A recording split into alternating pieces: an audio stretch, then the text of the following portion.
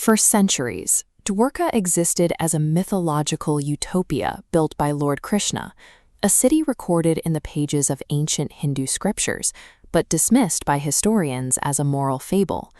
To find the physical city, we have to travel to the coast of modern-day Gujarat and dive 130 feet beneath the crashing waves of the Arabian Sea. Down in the murky blue, marine archaeologists discovered an entire sunken landscape. These are massive, highly planned rectangular stone blocks, the remains of grand gates and clearly defined grid-like streets. Among these colossal granite ruins, researchers uncovered immediate evidence of everyday life. The seabed was littered with copper coins, thousands of ancient artifacts, and pottery shards marked with distinct checkered and lined designs. Carbon dating on these materials yielded an age of roughly 9,000 years.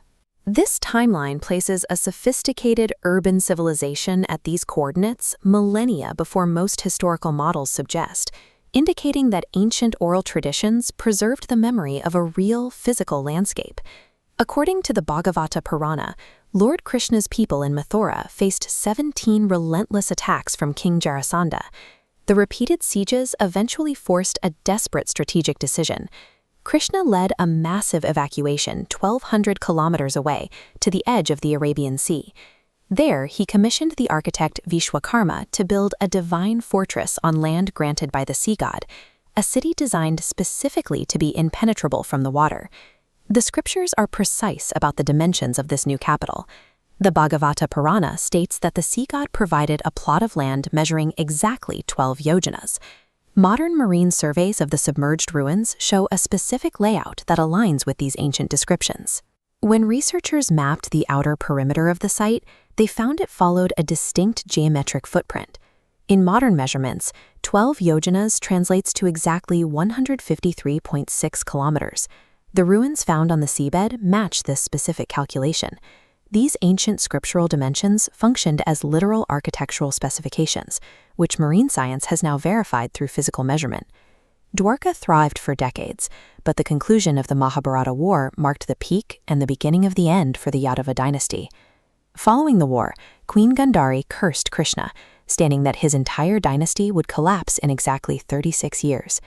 Decades later, as the 36-year mark approached, Krishna's son Samba played a prank on a group of visiting sages by dressing as a pregnant woman and asking about his future child. The sages were insulted by the mockery. They responded with a fatal curse. Samba would give birth to an iron pestle, and that piece of iron would eventually destroy the entire Yadava clan. Dwarka was engineered to withstand any external siege, yet its destruction was guaranteed by internal pride and a chain of inescapable prophecies. To avoid the prophecy, King Ugrasena ordered the iron pestle ground into dust and thrown into the ocean, hoping the fragments would be lost forever. Instead, the ocean carried the fragments back. A large fish swallowed a piece of the iron, which was later found by a fisherman and sold to a hunter, who forged it into a poisoned arrowhead. Exactly 36 years after Gandhari's curse, the intoxicated Yadava clan turned on each other. A catastrophic civil war erupted within the city, fulfilling the first prophecy. Shortly after, Krishna was resting in a forest when the hunter mistook his foot for a deer. The arrow he fired was the one tipped with the cursed iron from the pestle. After the remaining survivors were evacuated by Arjuna, the ocean surged inland and swallowed the city. The grand palaces and granite walls disappeared beneath the waves in a single apocalyptic event. The engineered walls of the city were helpless against the internal chain of consequences that physical defenses were never designed to stop. Today, the rugged coastline of Gujarat still stands over the ruins of the sunken city. Ongoing deep-sea research continues to uncover the scale of the site, with plans to eventually open the 130-foot-deep ruins for underwater tourism. Modern researchers now treat these ancient texts as topographical maps. By following the scriptural descriptions of the coastline and the city's dimensions, archaeology successfully located a lost era of history.